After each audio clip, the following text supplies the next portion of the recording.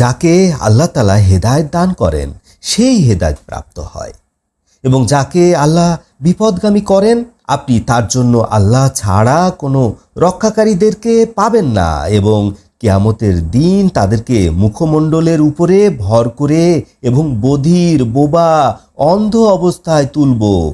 তাদের ঠিকানা হবে জাহান্নাম।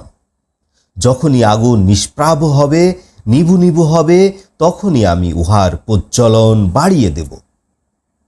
ইহা হবে তাদের শাস্তি, কেননা নিশ্চয় তারা আমার আয়াতগুলো অস্বীকার করেছে এবং বলেছে, যখন আমরা হাড়ে পরিণত হব এবং চূর্ণ বিচূর্ণ হব, তারপরেও কি আমরা নতুনভাবে সৃষ্টি হব? তারা কি দেখে না নিশ্চয় যে আকাশ আল্লাহ সৃষ্টি করেছেন? তিনি তাদের মতো মানুষ সৃষ্টি করতে সক্ষম এবং তাদের জন্য সময় নির্ধারণ করেছেন, যাতে কোনো সন্দেহ নেই। অতএব জালিমরা অস্বীকার করে, বরং অবিশ্বাস করে। আপনি বলুন, তোমরা যদি আমার রবের রহমতের ভাণ্ডারের মালিক হতে, তবে ফুরিয়ে যাওয়ার ভয়ে তা ব্যয় করতে না। নিশ্চয় মানুষ চিরতরে কৃপণ। নিশ্চয় আমি মূসাকে 9টি উজ্জ্বল প্রমাণ দান করেছিলাম। অতএব আপনি বনি ইসরায়েলদের কাছে জিজ্ঞাসা করে দেখুন, তিনি যখন তাদের কাছে এসেছিলেন তখন ফেরাউন তাকে বলল, হে মূসা, নিশ্চয় আমি তোমাকে জাদুগ্রস্ত ভাবছি। মূসা বললেন, নিশ্চয় তুমি জানো যে আকাশ পৃথিবীর রব ছাড়া এটা কেউ অবতীর্ণ করেনি। উজ্জ্বল দৃষ্টান্ত এবং নিশ্চয় আমি ধারণা পোষণ করছি যে ফেরাউন, তুমি ধ্বংসপ্রাপ্ত। ফেরাউন তাদেরকে পৃথিবী থেকে, মিশর থেকে উৎখাত করতে চেয়েছিল। অতঃপর আমি তাকে এবং তার সঙ্গীদের সবাইকে ডুবিয়ে দিলাম। ফেরাউন ধ্বংসের পরে আমি বনি ইসরায়েলদেরকে বললাম, তোমরা জমিনে মিশর, সিরিয়ায় বসবাস করো।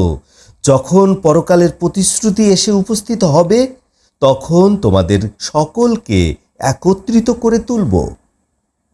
আমি সত্য সহকারে কোরআন নাজিল করেছি এবং সত্য সহকারে উহা অবতীর্ণ হয়েছে, এবং নিশ্চয় আমি আপনাকে প্রেরণ করেছি সুসংবাদদাতা এবং ভয় প্রদর্শনকারী হিসাবে।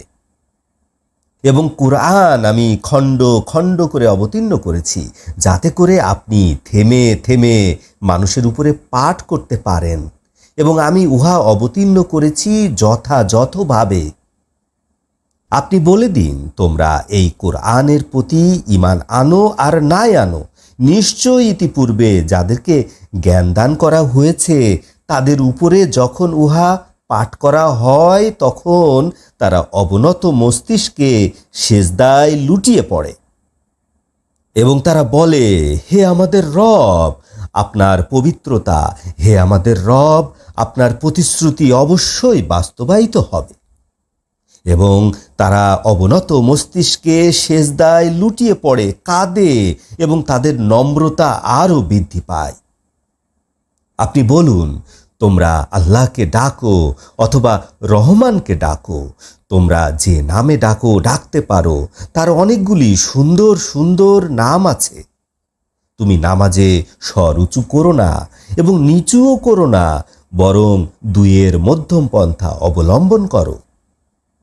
এবং বলুন, সমস্ত প্রশংসা আল্লাহর, যিনি সন্তান গ্রহণ করেননি, তার সার্বভৌমত্বের মধ্যে কোনো অংশীদার নেই।